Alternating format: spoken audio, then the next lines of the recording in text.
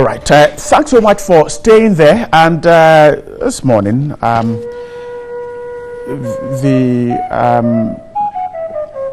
quite a hectic Friday morning. Information signals were picking not too good this morning. And we're still trying hard to confirm information we're picking some part of the city of Accra. Now, we will confirm that to you. My guests are already seated. Gary Nimakwan is a legal practitioner, member of the NPP. Honorable Mohammed Abdulaziz is member of parliament for the Mion constituency, a member of the NDC. He's here with me. Let me quickly speak to him. Honorable Aziz, grateful for your time with us this morning. The news we're picking isn't too palatable. Have you also picked the same story? Good morning to you. Good morning to my colleague panelists, and good morning to our viewers. Yes, I have confirmed that story. A very sad morning, not just for the NDC but the entire country, that the former vice president has passed on. Very sad story for all of us. I'm sure very soon the family and the party will be communicating to the public. They will confirm that to the public, and we'll take it from there. But it's a very sad morning that we just woke up to very sad news. But when the Lord decides to do what He wants to do, no man can question that, you know. So we can only wait to see what happens in the next few hours to come. But I can confirm that he's passed on. Indeed, he's passed on. Yeah. Gary, Ghana has lost another statesman. Good morning, and also to your choice listeners and viewers across the country. I think it's a very sad story to hear this. We were coming here not expecting to start the day in such a somber mood, but unfortunately, you know, these kind of stories, they come up and then they even spoil your day. I think I condole to the family, the bereaved family, the wife, the children, and the entire NDC family as well, and the whole people of Ghana, because it's not a good thing. What happened to him? Why did it happen to him? We don't know the full information. Whether he was sick or whatever, we don't know the full information. So at this I think we can only convey our condolence to the family and pray with them, and pray that the good Lord, if indeed it is true, as Honorable is saying, then we will pray that he will be granted his peaceful rest in the bosom of our Lord in eternity. We'll confirm further information to you. What we're picking now are in bits and pieces, but we will get you more as we move into the day. Now, let's turn attention to the newspapers this morning. Daily Graphic, EC bosses fired. President implements recommendations of Chief Justice Committee.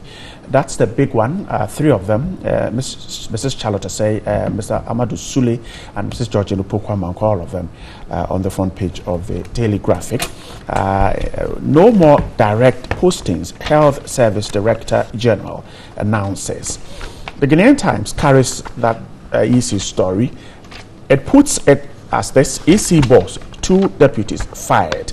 Their photographs are here. If you take a look at the Daily Guide, it has the same story. It has bombshell: 3 EC bosses sacked, and Speaker shuts down Blakwa. Kufuor clears air on Ghana card.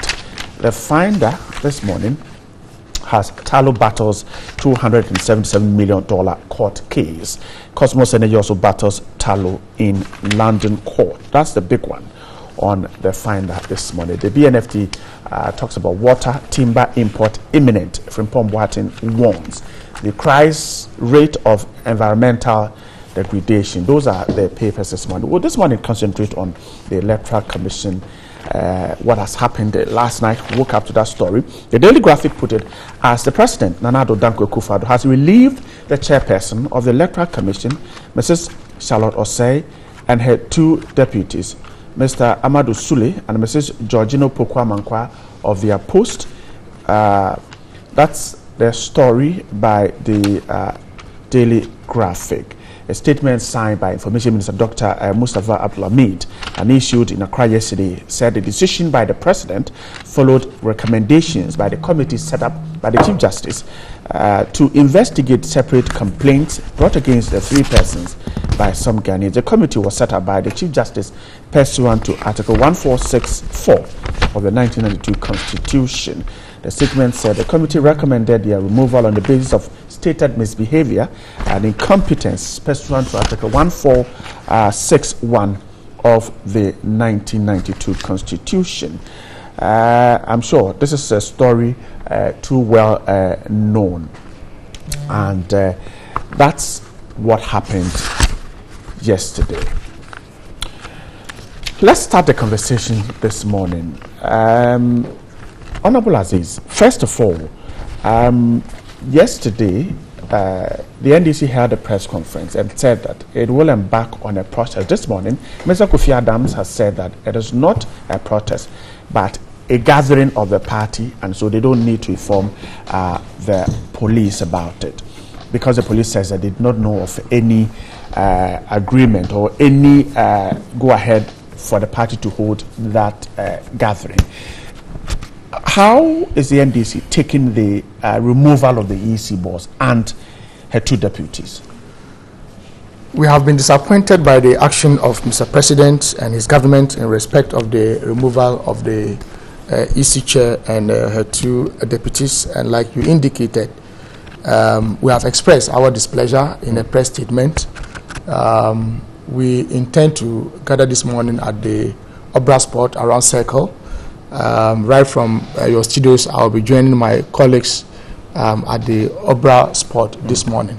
What the police needs to be reminded is that, yes, the Public Order Act requires us to inform them. It is not a permission. You don't write to the police for them to grant you permission to either gather or protest or demonstrate. The 1992 Constitution is the supreme law of this country. It gives everybody the right of association, of gathering, of any sort, to the extent that it will not infringe on the rights of others. And so we don't require a permission and an express permission from the police to gather as a political party to register our protest. And so the police must get it right. Very unfortunate incident. Some of us saw it coming. As soon as the president referred the matter to the CJ, and she subsequently establishing a prima facie case against them, and therefore constituting a committee to look into the issues. Then we realized that the president with his allies were implementing what they had promised to do even before the 2016 general elections. We are aware of all the brouhaha that followed the appointment of Charlotte Osei, how some leading members of the NPP, including the current Minister for Gender and Children Affairs, indicating that she had compromised her womanhood to get that job. We have seen what led my vote count and the numerous affiliates of the NPP, what they did and what they said, and the threats to remove her upon coming into office. So it is a well-rehearsed action by Mr. President and the NPP government to remove Madam Charlotte Osei. You are aware that the petition that was submitted to Mr. President, making some 27 or so allegations against her, was not even signed. And we were told that we didn't even know them. There were some faceless individuals. We were told that unhappy, disgruntled workers of EC. And so the assumption was that if you walked into the premises of the EC and anybody did not look happy, you could assume that it was part of the petitioners. I mean, you can't just imagine this. Some of the issues raised against her has to do with alleged breach of the procurement law. Is that what the procurement law says? Okay. That when somebody breaches the procurement law, you dismiss her? Let me ask you to hold on. I will come back to you from where I asked you to stop. But let me go back onto the phone lines. The Member of Parliament for Kumbungu, Ras Mubaraka, just joined us. Good morning, sir, and grateful for your time.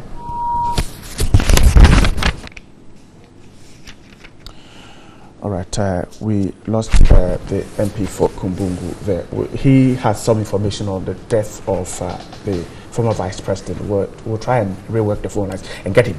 Now, Honorable Abdulaziz, you were insisting that the EC boss admitted to having flouted some procurement rules. And you think that that shouldn't be the case? No, I haven't said so. I am saying that some of the allegations leveled against her by the faceless petitioners at the EC, some of them had to do with the breach of the procurement law. Right. Right. In some cases, she was accused of accepting a 2015 Land Cruiser from the Flagstaff House. How can this be a crime? The Electoral Commission is a state institution supposed to be funded by the state.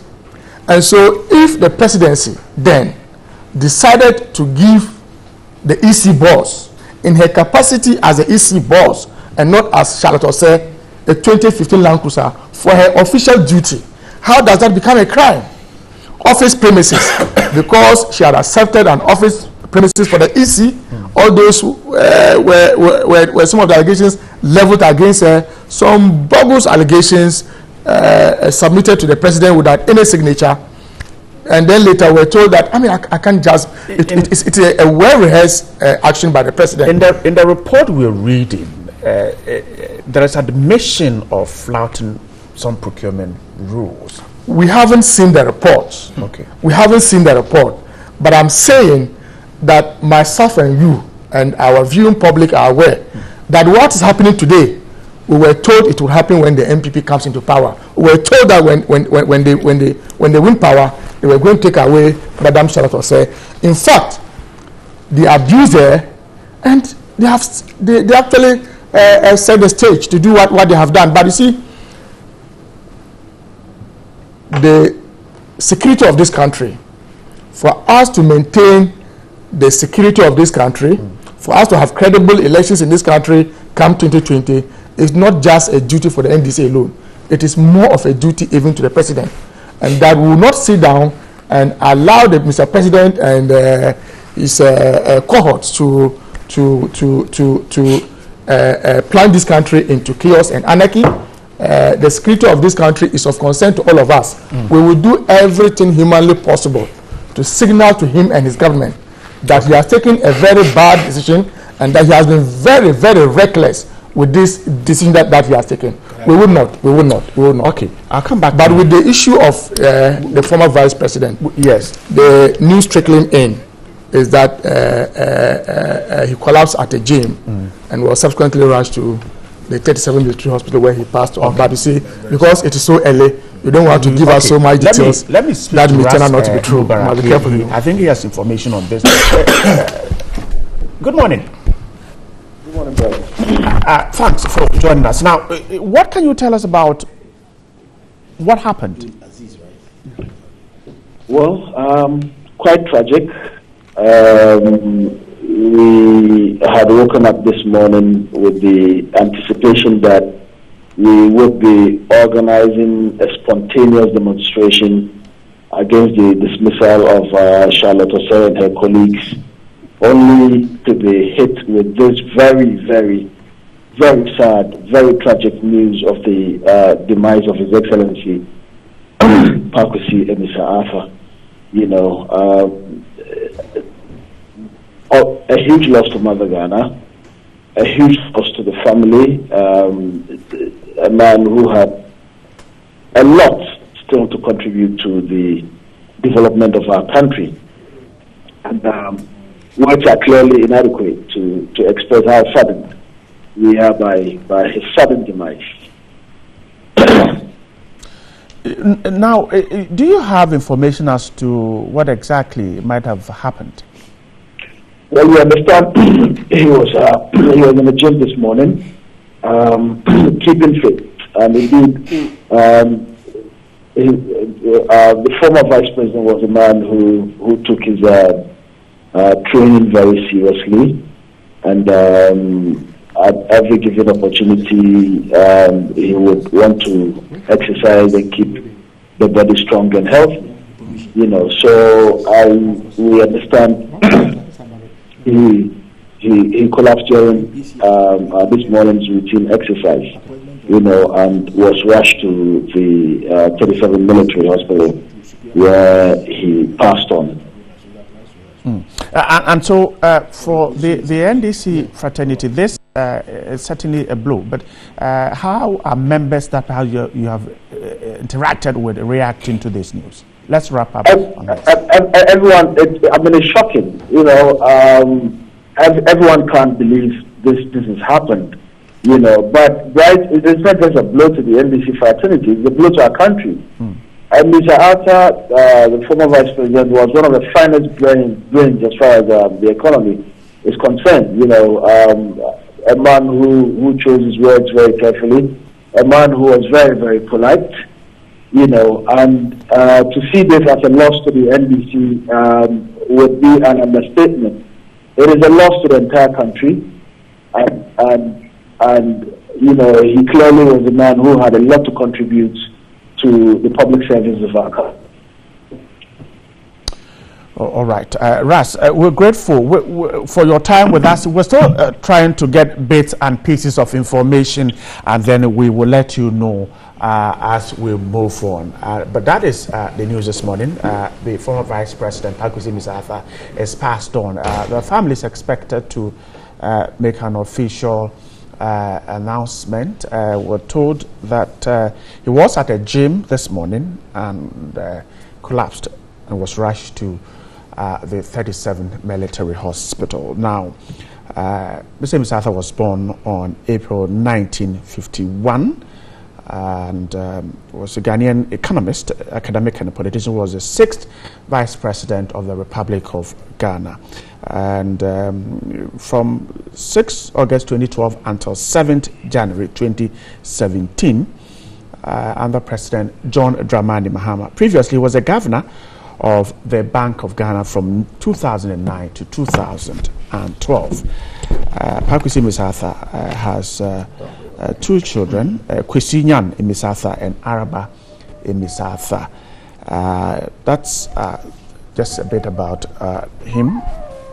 And we'll quickly tell you what the president has posted this morning on his page. The president on his Twitter page says, "I have learned with shock and great sadness the sudden death of the former Vice President of the Republic, His Excellency Pakwesi Mensah. He has been a long-standing public servant who discharged his duties with dignity. The news of his death is unfortunate since he appeared to have a lot to contribute to the public life of our country. My thought and sympathies are with his wife, the children and family. I extend my deepest condolences to them and also to the former President of the Republic, His Excellency John Dramani Mahama, and to the National Democratic Congress, of which the former Vice President was a prominent member. Ghana has lost a fine public servant. May his soul rest in perfect peace." That's the President tweeting about the death of the former Vice President, His Excellency Pakwesi Mensah. The President said he was a fine public servant. Gary, we'll have to go back to this issue. The President tweet describing Pakwesi Mensah as a fine public servant is indeed great. Well, you see, let me first of all again say that our condolences to the family, the wife, the children, the NDC family, and the Ghanaian people. It is sad that at a certain time when reasonably you will expect that even in your old age you will still be an advisor to the young folks, a mentor to them, then all that we hear that you have passed on in a very sudden and tragic manner. From the way you are describing it, it appears to me that he just went to exercise himself without knowing what will happen thereafter. So somebody go to exercise himself clearly means that he was in a good health. Because if you are not in a good mental health state, you cannot go to a gym to exercise yourself. So I may just speculate that maybe something about cardiac or whatever might have even happened to him.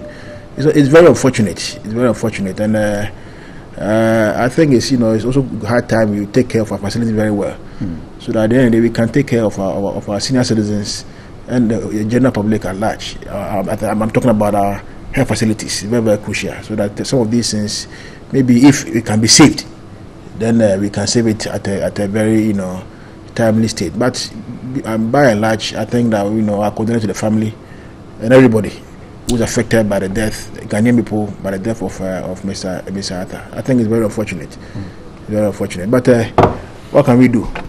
Life maybe possibly have to go on. We'll go among the family, right, and the NDC fraternity.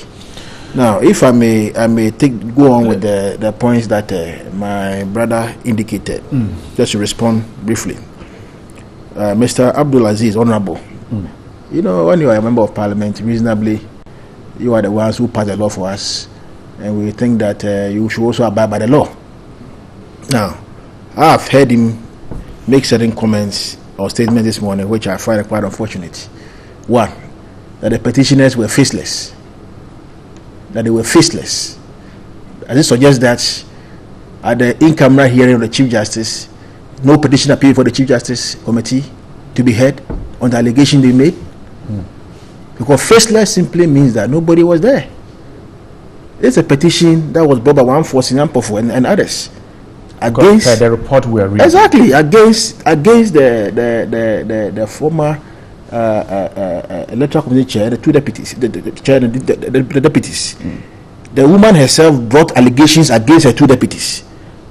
All right, now there were allegations and counter allegations, and we're in this country and we heard that even at a point in time, these three persons cannot even see eye to eye.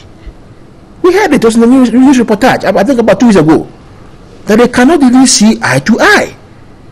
Now, how can people cannot see eye to eye be at the helm of affairs and work in the position of electoral commission? That's not possible. Now, you should let me take to explain something to the public. When it comes to these removals about Superior Court justices or persons of similar positions, the procedure is an in-camera proceedings. The petition ought not to be leaked. It's not made public. It's not made public. The petition ought to be leaked to the media. That's one. Two, the entire proceedings are to be held in camera. Three, the recommendations is to be held in camera.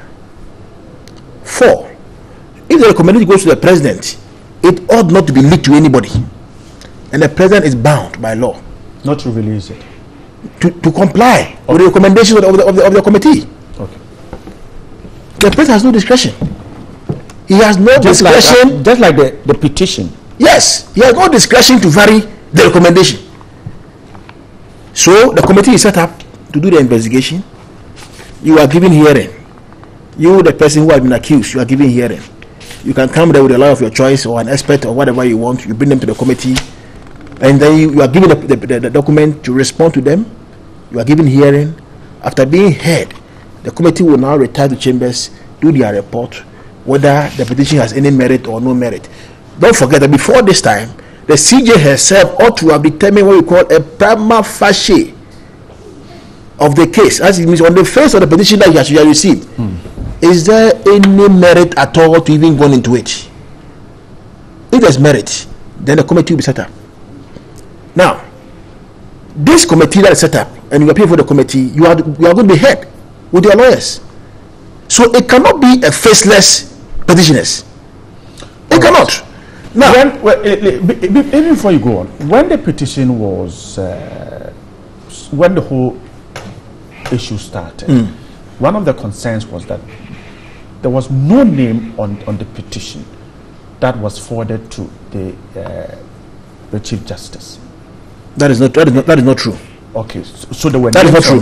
That's not true. Okay. Now let me tell. That's not true. Please. That's why the petition earlier on, please, Honorable Abdul Aziz. I will give you the full facts. The petition on the floor. The petition, as was submitted to the president, was given to the president on the instructions of a lawyer. Okay. Lawyers write for their clients all the time, and write for them on instructions. So the lawyer who put the petition there was Maxwell Pukwajimai. Okay.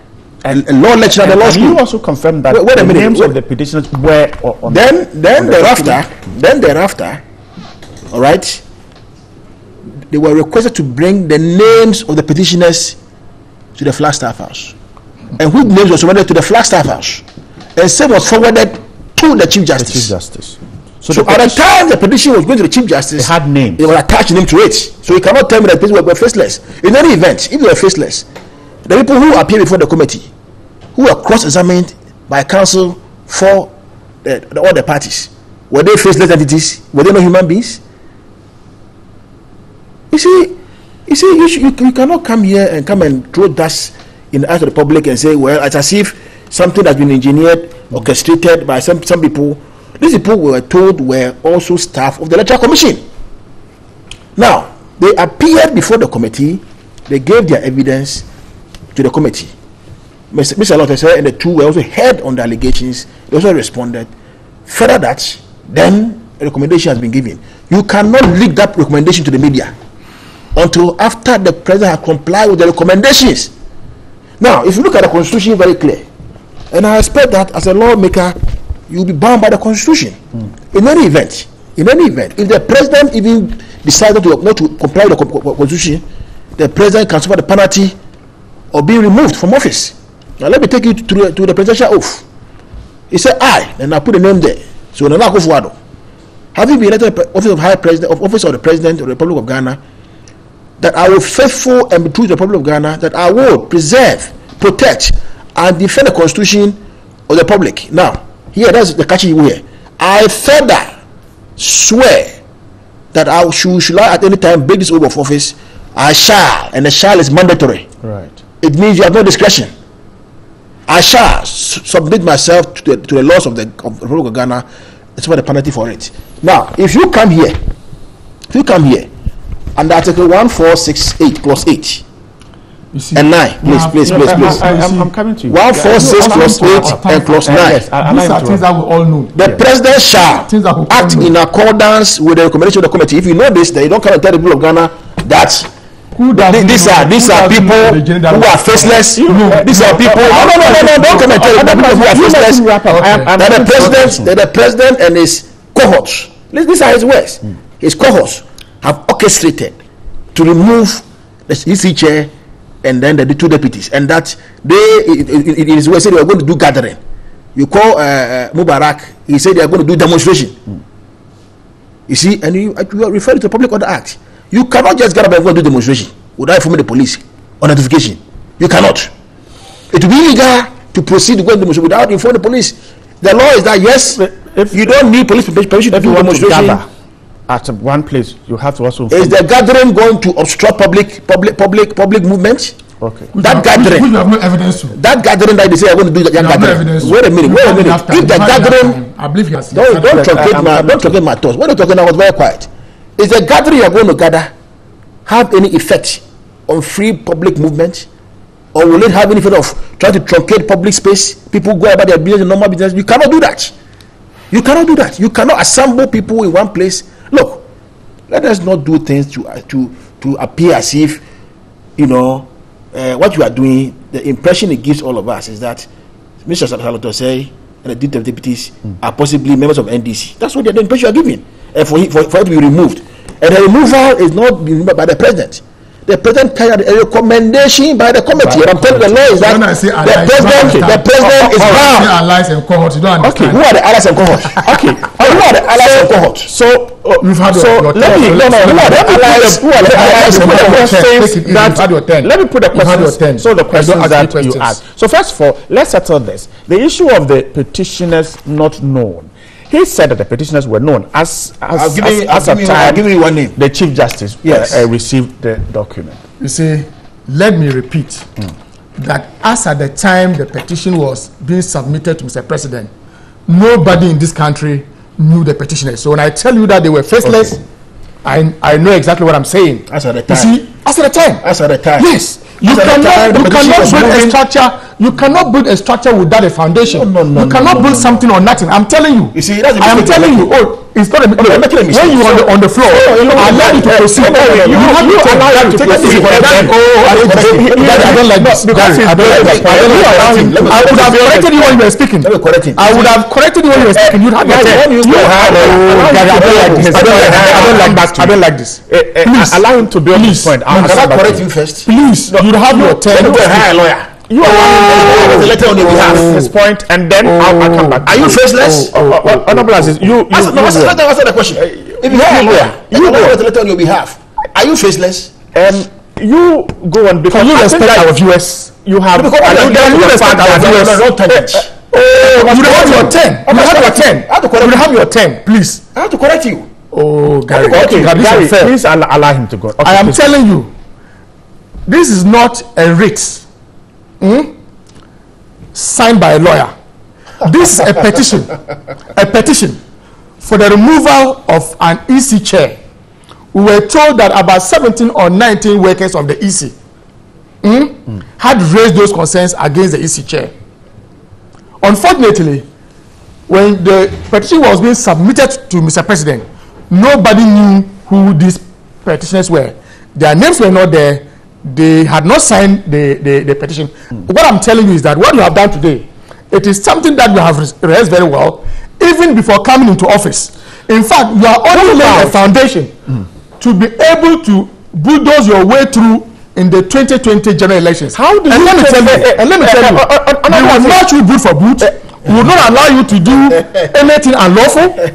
I have not questioned the process. When you start reading Article 146, Article 146 and the oath, who has challenged the process? But I'm telling you that it is a well-cooked act. What about something that you did even before coming into office? Honorable Aziz, come on. Can you react to his argument that before the petition left the presidency to the Chief Justice, there were names attached to it? I have no evidence to that, but myself and you are aware that it was public knowledge that when the petition was presented to the Flagstaff House, to Mr. President, there were no names attached to it.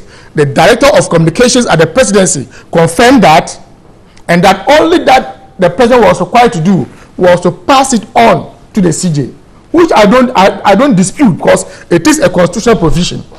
But the CJ had a discretion to either establish a prima facie case against them or not. She did per her own study of the petition. She did, and that was when I got to know that they were in for a full haul. They were in to remove the ECJ at all costs. In fact, are you aware that one of the issues that we have with the National Identification Authority has to do with the way and manner they want to proceed with the registration, telling us that the Ghana card would be used as a basis to compile the voters register.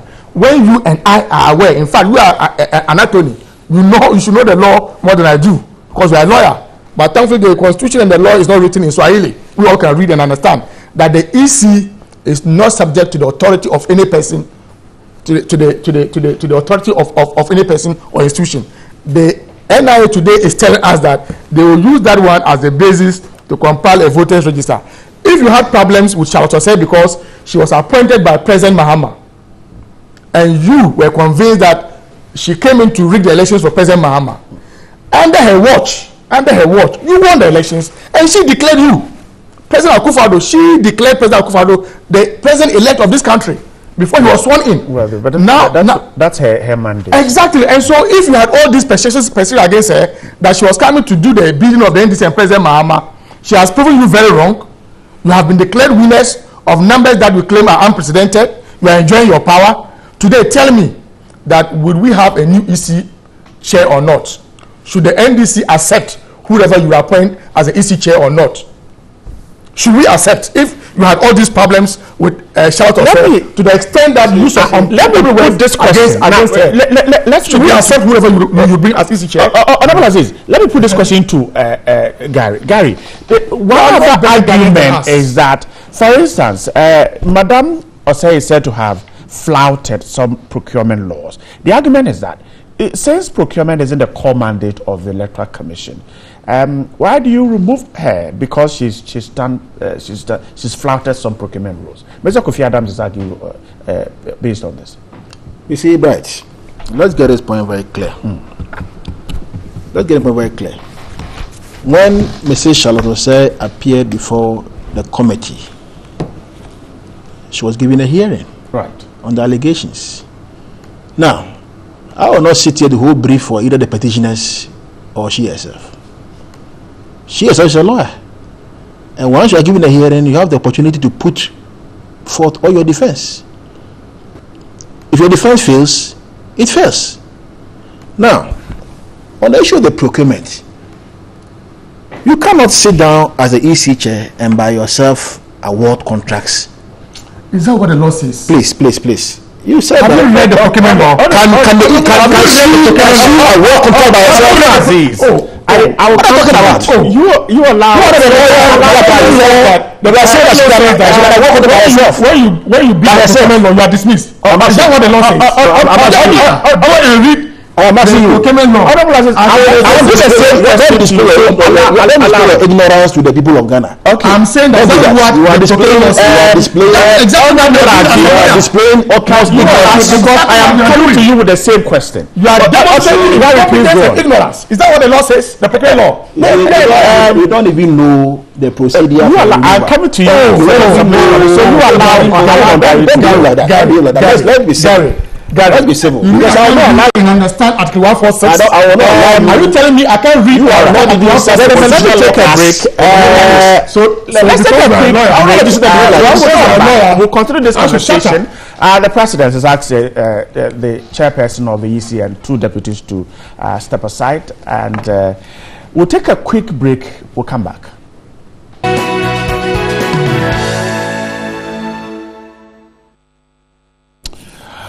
Welcome back to New Day, and this morning, not very good news we have heard. The former Vice President Park Kwesi Misarthur passed on this morning, Friday morning, at 37 Military Hospital. That's the information we are getting. We're making effort to get to his house. Now, Park Kwesi Misarthur, Vice President, was born in Cape Coast in the Ghana Central Region, to Mr. J.R.P. Misarthur, an educationist, and Mrs. F.A. Misarthur in April 1951. The Vice President started his education at Cape Coast Methodist B Primary and passed the Common Entrance Examination from Achimda Methodist School in 1964. He then entered one of Ghana's oldest secondary schools, that in Fansipim in Cape Coast, later in 1964, and passed the GCE ordinary level in 1969 and advanced level in 1971. He then entered the University of Ghana, Legon, as a freshman, and that was in 1971, and he graduated with BSc Economics in 1974. Mr. Misarthur was then granted a University of Ghana postgraduate scholarship in 1975. He was awarded an MSc Economics degree in 1980 and was immediately appointed to the Faculty of Economics at the University of Ghana, where he lectured for a number of years. He also lectured at the State College of Education, Akwa State, in Anambra State of Nigeria from 1981 to 1983. In July 1983, the government of Ghana invited him to take up a position as advisor to the Ministry of Finance and Economic Planning, as it was then known. It was while in this position that he was, in February 1986, appointed Deputy Minister of Finance and Economic Planning, a position he retained until April 1997. After retiring from public office in 1997, Vice President Misarthur continued to work on a number of consultancy jobs, including that of senior economist for the Sigma One Corporation Ghana from 1998 to 2000, where he helped to design and implement the Ghana Policy Dialogue Project, a USAID-funded project that provided advisory services to the government of Ghana. He also worked on the Trade and Investment Reform Project aimed at enhancing Ghana's export competitiveness. Now, between 2001 and 2002, the Vice President was contracted to execute a special assignment by the Danish Foreign Ministry. He was co-author of a review of Ghana's public financial management system titled Guidance Note: Financial Integration into Relevant Ghanaian Structures, a report that has been used as a training manual for new employees at the Finance Ministry. Vice President Ms. Arthur has also worked as a private international consultant economist to the World Bank and some foreign countries. He trained staff of the Department of the World Bank of Agriculture, Republic of Gambia in 1997 and initiated a review of the World Bank-funded medium-term expenditure program. As part of his public service, Vice President also served as on a number of boards and committees, including the boards of the Bank of Ghana, Ghana Commercial Bank, Ghana National Petroleum Corporation, Ghana National Procurement Agency, Ghana Supply Commission, and the Academic Board and Finance Committee of the University of Ghana. Now, he went into politics after retiring from public service and continued to work hard behind the scenes for the party, the NDC, during its turbulent days in the position. He single-handedly commissioned and funded very crucial and important research activities for the party when it was in opposition.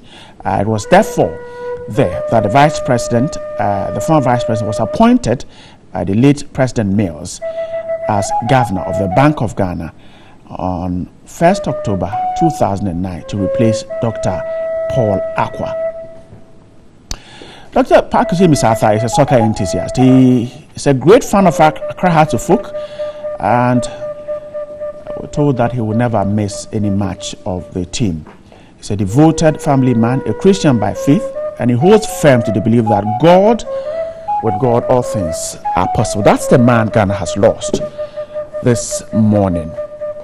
Former Vice President Parkwesi Misarthur.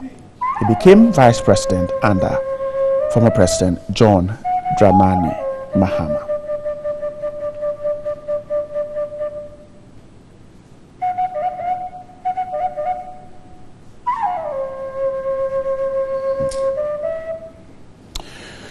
And we're getting you a lot more feed on what is happening. Komla Kluche, reporter, is currently at the house of the former Vice President around Ridge. Alisa will get you more from him in the course of the program. Stay right here on TV3. Let's wrap up our conversation. Now, you were making a point when we had to... Yes, right. You were asking me about the ground for the remover. Now, if you look at 146 of the Constitution, there are three things. Right.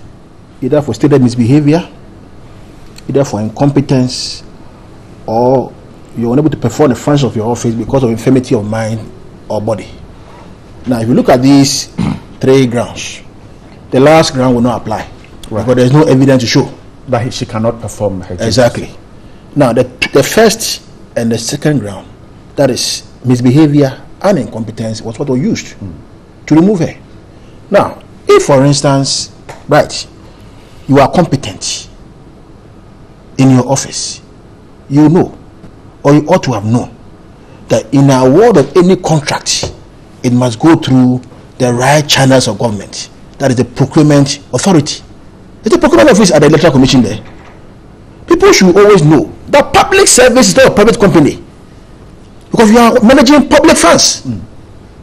If you are put to a public service, it's not like running your private company, like, you know, whatever enterprise or limited liability. No, you are in charge of public funds, and therefore they are laid down regulatory requirements for you to follow.